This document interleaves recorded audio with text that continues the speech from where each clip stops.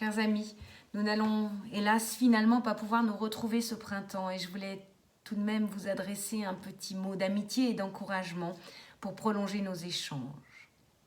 On ne mesure pas encore pleinement toutes les conséquences non seulement sanitaires mais aussi économiques, sociales, psychiques de ce que nous traversons. Et j'espère tout d'abord que vous et les vôtres vous portez bien sur tous ces plans. Je voulais aussi vous remercier pour les messages que j'ai reçus me disant que la lecture ou la relecture de Si vous avez accompagné et soutenu durant ces mois. Il est vrai que quand j'ai décidé d'écrire ce roman, il me semblait que derrière notre histoire personnelle se dessinait quelque chose de plus universel.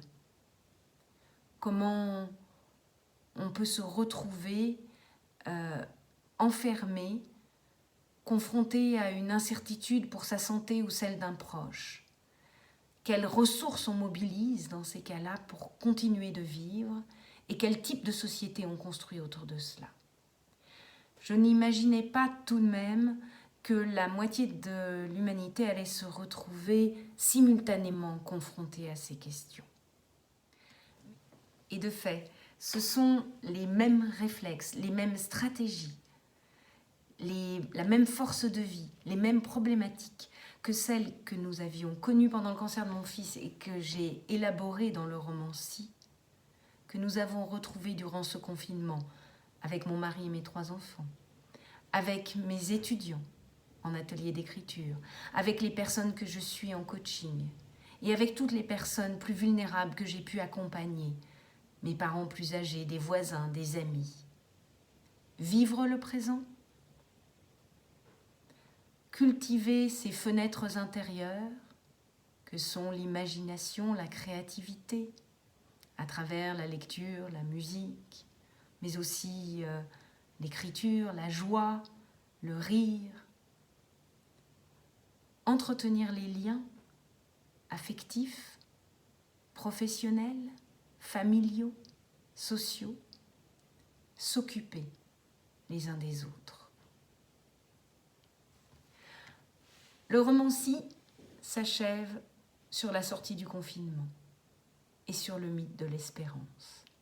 L'espérance, voilà précisément ce dont nous avons besoin dans ces instants un peu particuliers que nous vivons actuellement, où l'on doit retrouver le cours d'une vie normale, mais où l'on se sent encore tout porteur des incertitudes et du poids de ce que nous traversons. Alors il faut avancer ainsi, clopin-clopant, un pied dehors, un pied dedans.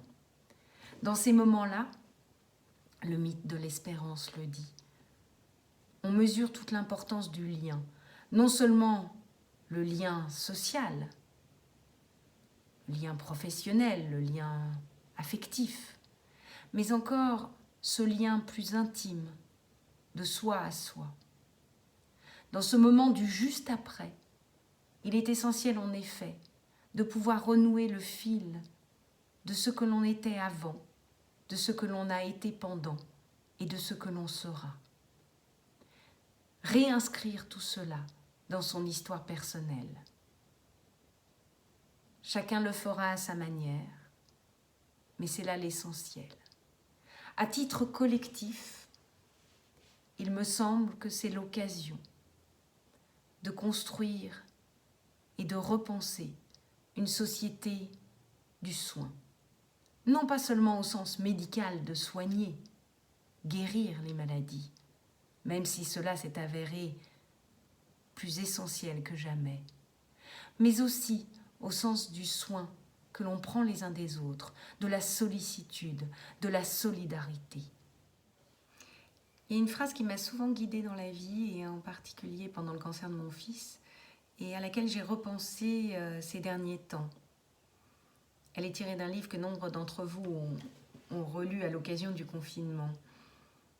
Dans La peste, Albert Camus fait dire au docteur Rieux « L'essentiel est de bien faire son métier ».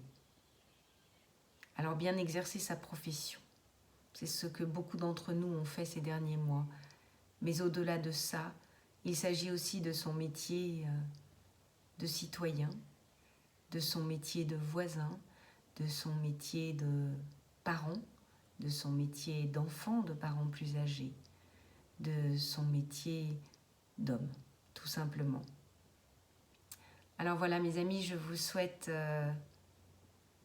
plein d'espérance, beaucoup de solidarité et de belles retrouvailles avec les autres et avec vous-même. À très bientôt.